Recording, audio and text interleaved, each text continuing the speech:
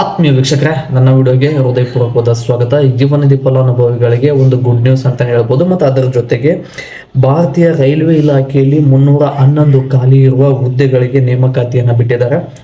ಇದು 2025-26ರಲ್ಲಿ ಬಿಟ್ಟಿರ್ತಕ್ಕಂಥ ಮೊದಲನೇ ರೈಲ್ವೆ ಡಿಪಾರ್ಟ್ಮೆಂಟ್ನ ನೇಮಕಾತಿಯಾಗಿದ್ದು, ಇದ್ರ ಬಗ್ಗೆ ಸಂಪೂರ್ಣವಾಗಿ ಮಾಹಿತಿಯನ್ನು ತಿಳಿಸ್ಕೊಡ್ತೀನಿ. ಹಲೋ ಸ್ನೇಹಿತರೆ, ಭಾರತೀಯ ರೈಲ್ವೆಯಲ್ಲಿ ಕೆಲಸ ಮಾಡುವ ಎಂಬ ಆಸೆ ನಿಮ್ಮ ಕನಸೆ? ಹಾಗಾದರೆ ನಿಮಗೊಂದು ಇಲ್ಲಿ ಸಿಹಿ ಸುದ್ದಿ ಬಂದಿದೆ. ರೈಲ್ವೆ ನೇಮಕಾತಿ RRB ವತಿಯಿಂದ 2025-26ನೇ ಸಾಲಿನ ಭರ್ಜರಿ ಅಧಿಸೂಚನೆ ಹೊರಬಿದ್ದಿದೆ. ದೇಶದಾದ್ಯಂತ ಖಾಲಿ ಇರುವ 311 ಜೂನಿಯರ್ ಟ್ರಾನ್ಸ್ಲೇಟರ್ ಹುದ್ದೆ ಭರ್ತಿ ಮಾಡಲು ಅರ್ಜಿ ಆಹ್ವಾನಿಸಲಾಗಿದ್ದು, ನೇಮಕಾತಿಯ ಪ್ರಮುಖ ಅಂಶಗಳನ್ನು ತಿಳಿಸ್ಕೊಟ್ಬಿಡ್ತೀನಿ. ಅಂದರೆ ಒಟ್ಟು ಹುದ್ದೆಗಳು 311 ಹುದ್ದೆಗಳು. ಹುದ್ದೆ ಹೆಸರು ಜೂನಿಯರ್ ಟ್ರಾನ್ಸ್ಲೇಟರ್, ಕಿರಿಯ ಅನುವಾದಕರು ಅಂತೇಳಿ.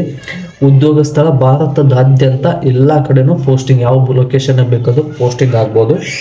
ಮತ್ತು ಅದರ ಜೊತೆಗೆ ಅರ್ಹತೆ ಏನಿರಬೇಕು ಅಂದರೆ, ನೀವು ವಯೋಮಿತಿ ಸರ್ಕಾರದಿಂದ ನಿಗದಿಪಡಿಸಿರ್ತಕ್ಕಂಥ, ಅಂದರೆ ಮಿನಿಮಮ್ 18 ವರ್ಷ ಆಗಿರಬೇಕು, ಜಾಸ್ತಿ ಅಂದರೆ 27 ವರ್ಷದ ಒಳಗಡೆ ಇರಬೇಕು. ಮತ್ತು OBC SC ST ಕ್ಯಾಟಗರಿಗೆ ಸಡಿಲಿಕೆ ಇದೆ. OBC ಕ್ಯಾಟಗರಿಗೆ 3 ವರ್ಷ ಸಡಿಲಿಕೆ ಇದೆ ಮತ್ತು SC ST ಅವರಿಗೆ 5 ವರ್ಷ ಸಡಿಲಿಕೆ ಇದೆ. ಎಜುಕೇಷನ್ ಏನಾಗಿರಬೇಕು ಅನ್ನೋದ್ರ ಜೊತೆಗೆ ಪರೀಕ್ಷೆ ವಿಧಾನ ಹೇಗಿರಬೇಕಿದೆ ಅನ್ನೋದನ್ನು ತಿಳಿಸ್ಕೊಡ್ತೀನಿ. CBT ಪರೀಕ್ಷೆ ಅಂದರೆ ಕಂಪ್ಯೂಟರ್ ಬೇಸ್ಡ್ ಟೆಸ್ಟ್ ಇರುತ್ತೆ. ಇದನ್ನು ನೀವು ಎಲ್ಲ ಸಬ್ಜೆಕ್ಟು ಇರುವಂಥ ಒಂದು ಪೇಪರ್ ಇರುತ್ತೆ. ಕಂಪ್ಯೂಟರ್ GK ಎಲ್ಲ ಪೇಪರ್ ಇರುವಂಥದ್ದು ಕಂಪ್ಯೂಟ್ರಲ್ಲೇ ಬರೀತಕ್ಕಂಥ ಒಂದು ಎಕ್ಸಾಮ್ ಇರುತ್ತೆ. ಆ ಎಕ್ಸಾಮ್ ಬರೆದ ನಂತರ ಡಾಕ್ಯುಮೆಂಟ್ ವೆರಿಫಿಕೇಷನ್ ಆಗುತ್ತೆ. ಡಾಕ್ಯುಮೆಂಟ್ ವೆರಿಫಿಕೇಷನ್ ಆದ ನಂತರ ಮೆಡಿಕಲ್ ಟೆಸ್ಟ್ ಇರುತ್ತೆ. ಮೆಡಿಕಲ್ ಟೆಸ್ಟ್ ಇವು 3 ಆದರೆ ನಿಮಗೆ ಜಾಬ್ ಪಕ್ಕ ಸ್ನೇಹಿತರೆ. ಮತ್ತು ಇಲ್ಲಿ ವೇತನ ಶ್ರೇಣಿ ಬಗ್ಗೆ ಹೇಳೋದಾದರೆ, ಕಡಿಮೆ ಅಂದರೆ 19,900 ರೂಪಾಯಿ ಆರಂಭದ ಸ್ಯಾಲ್ರಿ, 54,400 ರೂಪಾಯಿ ಸ್ಯಾಲ್ರಿವರೆಗೂ ಇಲ್ಲಿ ಸಿಗುತ್ತೆ. ಮತ್ತು ಕೇಂದ್ರ ಸರ್ಕಾರದಿಂದ ಇರುವಂಥ ಎಲ್ಲ ಸವಲತ್ತುಗಳು ಈ ಉದ್ಯೋಗಿಗಳಿಗೆ ದೊರೆಯುತ್ತವೆ. ಮತ್ತು ಅದರ ಜೊತೆಗೆ ಮುಂದೆ ಬಂದು ಸ್ನೇಹಿತರೆ, ಈ ಅರ್ಜಿ ಸಲ್ಲಿಸುವ ಕೊನೆಯ ದಿನಾಂಕವನ್ನು ತಿಳಿಸ್ಬಿಡ್ತೀನಿ ನಿಮಗೆ. ಅರ್ಜಿ ಸಲ್ಲಿಸುವ ಆರಂಭ ದಿನಾಂಕ ಡಿಸೆಂಬರ್ 30, 2025. ಕೊನೆಯ ದಿನಾಂಕ ಜನವರಿ 29, 2026. ಅಂದರೆ ಈಗಾಗಲೇ ಡಿಸೆಂಬರ್ 30ನೇ ತಾರೀಕು ಅರ್ಜಿ ಸಲ್ಲಿಸೋದಕ್ಕೆ ಆರಂಭ ಆಗುತ್ತೆ. ಮತ್ತು ಇದು ಜನವರಿ 29ನೇ ತಾರೀಕುವರೆಗೂ ಅರ್ಜಿ ಸಲ್ಲಿಸೋದಕ್ಕೆ ಟೈಮ್ ಇದೆ. ಮತ್ತು ಇದರ ಜೊತೆಗೆ ಎಜುಕೇಷನ್ ಏನಾಗಿರಬೇಕು ಅಂದರೆ, ನೀವು ಅರ್ಹತೆ ಏನಿರಬೇಕು ಅಂದರೆ, ಅಭ್ಯರ್ಥಿಯು ಮಾನ್ಯತೆ ಪಡೆದ ವಿಶ್ವವಿದ್ಯಾಲಯದಿಂದ ನಿಗದಿತ ಭಾಷೆಯಲ್ಲಿ ಪದವಿ ಅಥವಾ ಸ್ನಾತಕೋತ್ತರ ಪದವಿಯನ್ನು ಪೂರ್ಣಗೊಳಿಸಿರಬೇಕು. ಡಿಗ್ರಿ ಮುಗಿದಿರ್ಬೋದು ಅಥವಾ ಅದರ ಜೊತೆಗೆ ಸ್ನಾತಕೋತ್ತರ ಅಥವಾ PG ಕೂಡ ಮುಗಿದಿರಬೇಕು.